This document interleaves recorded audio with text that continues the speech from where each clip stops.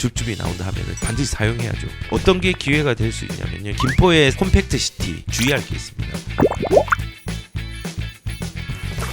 지금 시장이 안 좋지만은 좋은 기회들이 있는지 없는지를 시장의 참여자로서 모니터링하는 게 반드시 필요합니다. 그러면 어떤 것들이 기회가 될 수 있느냐, 뭐 예를 좀 들어드릴게요. 지금 초양극화 시대, 분양가 상한제 단지 수요로 몰린다, 될 만한 곳은 된다. 예, 뭐 지금 원자재 상승하고 기준금리 인상의 여파로 사람들이 굉장히 무서워하죠. 그런데 되게 재밌는 건요, 미분양이 적체가 되고 있고요. 그 다음에 줍줍도 인기가 없는 시장임에도 불구하고요, 분양가 상한제로 가격적인 메리트가 있는 곳은요, 인기가 아직까지 좋습니다. 그리고 뭐 1월부터 보면요, 지금 여기 검단의 웰카운티, 뭐 제일풍경채, 지축, 삼성 바로 아래쪽에 있는 거죠. 그리고 호반 서빗, 그 다음에 운정 신도시, 장현지구, 그 다음에 운정 디에뜨르, 파주운정, 예, 그리고 뭐 영등포, 그 다음에 몬테로 힐스테이트, 이런 부분들이 청약 경쟁률이 굉장히 높았습니다.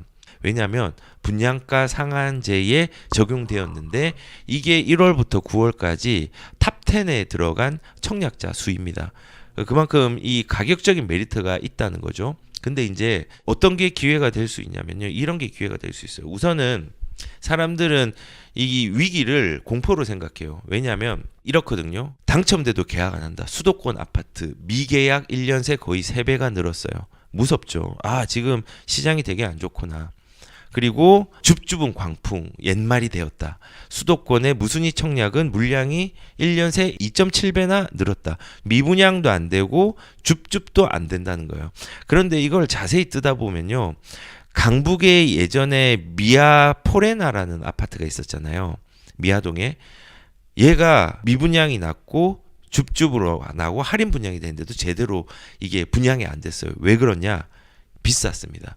주변의 입지 대비해서 가격이 비쌌습니다. 그리고 시장이 조금 안 좋아지는 시점인데 그게 가격까지 비싸니까 문제가 되었던 겁니다. 입지적 이점도 없었습니다. 근데 가격은 뭐 10억 넘게 분양하고 하니까는 안 됐죠. 마찬가지로 의왕 인덕원자의 SK뷰도 한참 이슈가 되었었죠. 인덕원이 GTX로 오버슈팅이 좀 되고 한 부분들이 있었습니다. 그런데 그런 부분들이 조금은 시장이 안 좋아지면서 급하게 오른 게 조금은 내리면서 주변의 가격들이 내렸습니다. 그런데 인덕원 SK뷰 사이 같은 경우는 줍줍도 성과가 안 좋았죠. 그 다음에 분양에 대한 부분도 계약자들이 뭐 46%인가 7%밖에 안 나왔죠. 왜 그랬을까요?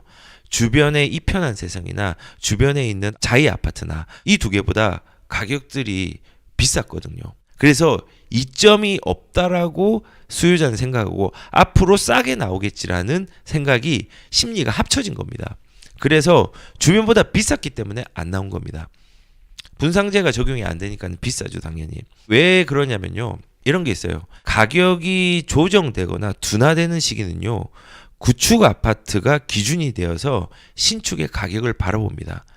그러면은 신축이 구축보다 비싸다고 판단되면요, 사람들은 심리적으로 외면을 합니다.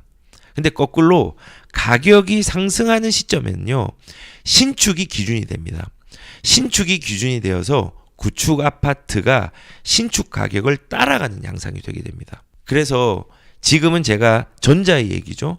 가격 조정과 둔화가 발생되는 시기가 있는데 가격이 구축 아파트보다 신축으로 분양하는 게 비싸다면요, 신축을 바라보기보다는 구축의 가격이 기준이 되어서 신축을 바라보게 됩니다. 그래서 이런 현상들이 일어나는 거거든요. 그런데 이러면 이제 전체장이 끝났다라고 생각을 하지만요, 그렇지 않습니다. 이제 좀 생각을 해보셔야 되는 게 이런 겁니다. 우선은 규제 지역도 풀리는 것도 좀 많이 늘어나고, 그 다음에 청약 시장 같은 경우는 이번에 2023년도 1월부터 무순위 청약에 대한 거주지 요건 폐지가 있습니다. 그러면 어떻게 될까요?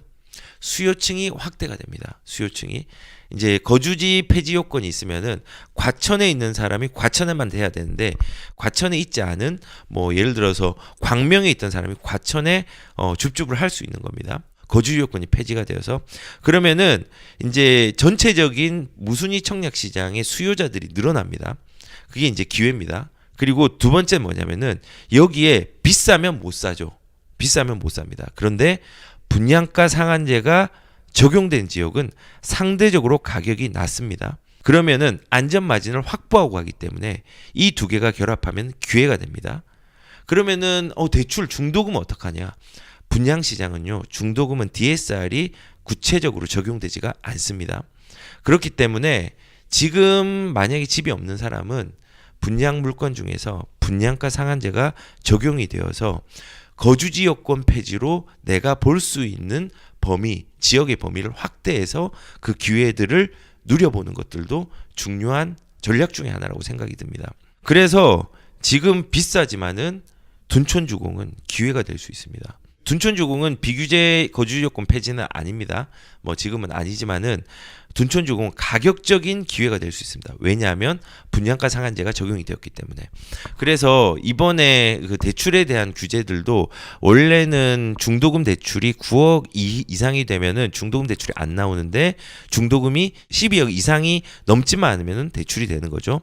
근데 지금 20평 중에서 20평은 9억대니까 대출이 중도금 대출이 나옵니다. 좋죠. 그리고 30평 중에서도 지금 평균 가격이 13억 정도로 측정이 되어 있으니까 아마도 못난이 정도는 둔촌주공에서 13억 미만으로 나올 수도 있습니다. 그러면 우리가 뭘 생각해야 되냐면요. 둔촌주공 같은 경우는 30평대 못난이도 기회가 될 수 있습니다. 대출이 된다고 하면은. 그래서 그런 것들을 한번 고민을 해봐야 되는 거죠. 그래서 둔촌주공 같은 경우는 이런 무주택자들이고 내가 현금으로 지금까지 겁먹어서 못 샀던 사람들은 좋은 어떤 상황들을 만들 수 있는 거죠. 그리고 입지적으로도 문제가 없어요. 둔촌주공은 9호선이 있죠. 그리고 대규모가 있는데 그 밑이 또 이제 송파잖아요. 송파에 올림픽 기자선수촌하고 같이 붙어 있잖아요. 거기가 하나의 어떤 맥락으로 보면 돼요. 대규모의 단지들이 결합되어 있는 거 보면 돼요. 그게 인프라들을 승수 효과를 내게 하거든요. 그래서 아무튼 여기는 이런 기회들이 있다. 근데 둔촌뿐만 아니라 여러 군데들이 이제 앞으로 발생을 할 수 있습니다. 예를 들어서 둔촌주공 25일날 입주하고 공고를 한다고 하고 12월 5일날 특별 공급 1순위까지 연이어 나온다고 하네요. 잘 한번 살펴보시고 이름은 올림픽 파크 포레온이라고 합니다. 네, 예, 잘 눈여겨 보십시오. 네, 여기는 인기가 좋을 겁니다. 지금 과거처럼 그래도 일반 분양이 4,000세대 이상이 나오는 걸로 알고 있는데 그래도 저는 여기는 빠르게 소진될 거라고 생각이 듭니다. 그 만약에 빠르게 소진이 안 된다. 그러면은 정말 여기에 그 뭐 줍줍이 나온다 하면은 여기 반드시 사용해야죠. 이용해야죠. 얼마나 좋습니까? 그리고 뭐 이제 지금 규제 지역이긴 한데 조정 대상 지역이 풀리지 않았죠. 철산자의 더 헤리티지도 분양가 상한제가 적용이 될 겁니다. 그러면 이걸 막 사라는 건 아니지만은 이런 게 이제 살펴보라는 겁니다. 이런 식으로. 여기도 사실은 1631가구가 이제 나오는데 12월 달에 나오는데 이것도 가격적인 메리트가 있다고 하면은 진입을 하시는 것도 저는 좋을 거라고 생각이 듭니다. 그래서 제가 이제 말씀드리는 이런 겁니다. 분양가 상한제 단지가 되는 지역이 오히려 기회가 될 수 있다. 아마 사람들이 몰릴 거고 가격 때문에 그렇습니다. 지금 미분양 적체인데 이렇게 되는 게 뭐 사실이냐? 예, 분양가 상한제가 적용되지 않아서 기존의 주택보다 가격이 비싼 데는 미분양과 미계약들이 나옵니다. 하지만은 입지적으로 메리트가 있는데 주변보다 시세가 낮다고 하면은 구축 아파트보다 시세가 낮다고 하면은 사람들이 몰릴 겁니다. 그리고 중도금 대출 DSR이 중도금은 되질 않고요. 집단 대출이니까. 그리고 더불어서 이번에 DSR에 대한 부분이 적용 안 될 뿐만 아니라 중도금 대출에 대한 규제를 9억에서 12억으로 완화를 했기 때문에 상당히 기회와 틈새를 좀 바라보는 것도 필요하다는 생각이 듭니다. 그래서 다시 한번 말씀을 드리지만은 이런 분양가 상한제 한번 잘 살펴보십시오. 내가 무주택이다. 그리고 주택이 없고 주택이 필요한 사람 그리고 소득 수준이 괜찮은 사람들은 이런 지금 현재의 조정 대상 지역 그다음 투기 과열 지역 이 지역 중에서 나오는 분양가 상한제가 적용된 물건들을 잘 살펴보시길 바랍니다. 그리고 이렇게 막 분양가가 기회가 된다고 하기도 했지만은 나중에 또 더 좋은 기회도 있겠죠. 예전처럼 미분양에 대해서 사면은 양도세를 완화해 주겠다. 한시적으로 완화해 주겠다. 이런 것도 기회가 될 수 있는데 지금 당장에 주택이 없으면은 그게 언제 나올지 기다리는 것보다 지금 움직이시는 것도 나쁘지 않은 선택이라고 생각을 합니다. 그리고 또 보시면은 호재가 사람들이 되게 많다고 하는데 이런 호재라든지 입지를 볼 때 주의해야 될 것도 있습니다. 뭐냐면요. 저번 주에 김포에 46,000 가구 굉장히 많은 가구가 나오는 거예요. 콤팩트 시티를 만든다. 그리고 5호선도 연장하고 GTX도 연결해서 46,000 세대가 나올 수 있도록 하겠다라고 했는데 주의할 게 있습니다. 결론은 호재입니다. 근데 김포 전체의 호재라기보다는 서울과 연결이 잘 되는 주변의 단지의 큰 호재가 장기간 많이 지난 이후에 호재가 될 수 있다고 생각을 합니다. 그리고 지금 이거에 대해서는 호재라고 단정지어서는 안 됩니다. 지금 단기적으로는. 왜냐하면 아직까지 이게 어떻게 될지 모릅니다. 믿으면 안 됩니다. 확정되지 않았습니다. 예를 들어서 시흥 광명도 신도시 만든다고 해가지고 몇 번 왔다 갔다 없고 LH 사태 일어나고 하면서 시장이 안 좋았잖아요. 예전에 고양 풍동 2지구도 택지 개발이 무산이 한 2003년도인가 몇 년대 되온 다음에 시간이 한참 지나서 다시 이제 진행하게 되고 옛날에 검단 스마트 시티도 2016년도에 무산된다 하다가 시간이 좀 한참 걸려서 지금 또 이제 진행하려고 하고 이런 것들이 부지기수입니다.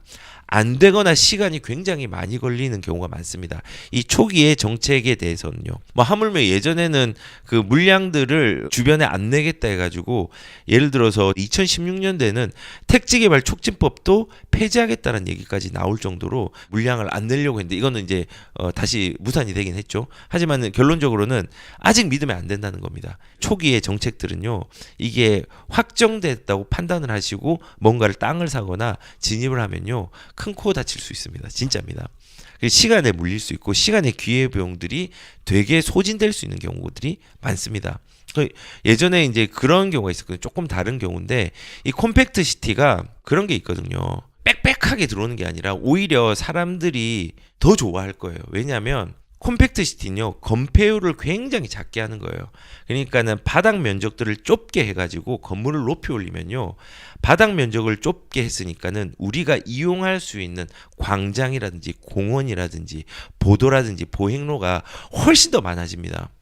우리의 커뮤니티 공간들이 훨씬 많아져요. 그러니까는 컴팩트 시티가 된다고 하면은 도시의 어떤 그 정주 여건들이 인프라들이 정말 좋아집니다. 근데 제가 이제 믿지 말라라고 얘기를 한 거는 이런 이유 때문에 그렇습니다. 예전에는 국가 차원이 아니라 지자체 차원에서도 뭐 이런 일이 있었거든요. 컴팩트 시티로 개발했는데 이게 서초구입니다. 예전에 여기에 피해자들이 제가 상담한 사람 중에 좀 있었어요. 이 반포 지역에 컴팩트 시티를 짓겠다고 발표를 했는데 없어졌습니다. 근데 이때는 여기가 지금 보시면은 잠원 IC랑 반포 IC 사이 신노년하고 노년 여기가 어디죠? 빌라들이 많은 데잖아요. 그리고 지분 쪼개기도 많이 하고 빌라도 굉장히 성행을 해서 정말 그 빌라 가격이 하늘 높은 줄 모르고 치솟았습니다. 그리고 여기에 집을 산 사람이 10년 뒤에 빌라를 팔았는데 10년 동안에 오른 게 1,000만 원에서 2천만 원밖에 안 됩니다. 완전 손해 본 거죠. 1,000만 원, 2천만 원 벌은 애가 아닙니다. 10년 동안에 몇 억이 묶여 있었던 거예요. 이런 상황이 있었는데 이때도 콤팩트 시티 개발된다라고 투기가 좀 과열됐는데 서초구에서 개발 계획 없다라고 해가지고 완전히 이제 빠그라진 상황이 된 거죠. 그래서 우리가 좀 조심해야 되는 건요. 호재가 나왔다고 즉각적으로 반응하면 안 됩니다. 여기에 대한 흐름으로 뭔가 확정적일 때 반응을 하는 것도 굉장히 저는 중요하다고 생각합니다. 근데 이제 김포 한강 이 콤팩트 시티 같은 경우는 사실은 이런 거잖아요. 지금 여기가 이제 구례, 마산, 그리고 장기, 운양 여기에 있는 빈 땅을 채우는 건데 731만 평이면 진짜 큰 겁니다, 되게. 근데 이게 이제 나중에 진짜로 된다고 하면은 일단은 상승과 하락과 조정에 대한 시기들을 조금은 잘 검토하고 진입을 해야 돼요. 초기에 호재에 급하게 들어가면 안 되고 상승과 하락과 조정에 대한 시기를 잘 검토하고 진입을 해야 되는데 만약에 된다고 하면은 저는 이런 것도 주의해야 될 것 같아요. 컴팩트 시티가 되면은 창릉 신도시 입주 수요랑 겹칠 수 있는 가능성이 있어요. 지금 이게 언제 나온다고 했죠? 2027년도? 그때 첫 입주가 시작된다고 했나요? 아닌가요? 입주 시기는 정확하게 모르겠지만은 아마도 창릉 신도시와 겹치는 구간이 있을 수 있어요. 만약에 된다고 하면은. 그리고 이거는 시간 많이 걸립니다. 2030년 이전에는 나오지 않습니다. 훨씬 더 갈 겁니다. 창릉 신도시는 이거보다 조금 빨리 나올 수는 있지만 겹칠 수 있다 생각이 듭니다. 만약에 된다고 하면은 그 겹치는 시기가 악재가 될 수 있습니다. 그리고 여기에 입지를 보시면요, 사실은 이 한강 신도시나 이 김포는요 지금 50만 대도시가 되었습니다. 도시기본계획에서 법상에서 대도시라고 칭하는 건 50만입니다. 그런데 교통이 너무 안 좋습니다. 근데 교통에 대해서 5호선을 연장하려고 하니까 사업성이 안 좋습니다. GTX-D를 더 개선시키려고 하니까 사업성이 안 좋습니다. 그래서 이렇게 서울시와 김포시가 이제 협의를 해서 서로 이제 좀 윈윈하는 전략으로 5호선을 연장을 하고 그 다음에 여기에 대해서 차량 기지를 김포에 넣는 걸로 이렇게 협상을 해가지고 이렇게 한 것 같아요. 근데 결론적으로는 여기는 컴팩트 시티를 만들겠다라는 공급의 의지보다는요 교통의 개선의 대안으로 좀 주객 정도 된 목적들로 만들었다는 생각도 조금은 듭니다. 이건 제 내피셜이니까는 흘려보내셔도 됩니다. 그래서 우선은 다른 걸 다 떠나서 이 정책 초기에 호재라는 거, 그리고 된다라면은 가정을 했지만은 이런 가정을 하지 않고 지금 여기에서 뭔가 돈을 벌 수 있는 기회를 단기적으로 하겠다라는 부분은 접근하시면은 위험하다라는 말씀도 드리도록 하겠습니다. 그리고 된다면, 가정을 한다면은 창릉 신도시와 입주 수요가 겹치는 시기가 맞이한다면은 정말 시기적으로 악재가 될 수 있는 부분도 있고, 된다면 5호선 중심으로 가까이에 붙어 있는 단지의 수혜들은 굉장히 크고 전체적인 김포에 대한 수요들은 조금은 아쉬움이 있을 수 있다는 생각도 들었습니다. 예, 아무튼 이렇게 이제 시장의 상황들을 좀 설명하고, 특히 저는 안타까운 마음에 주택이 없이 이 시장을 공포스러워하는 사람들의 입장에서 말씀을 드렸습니다.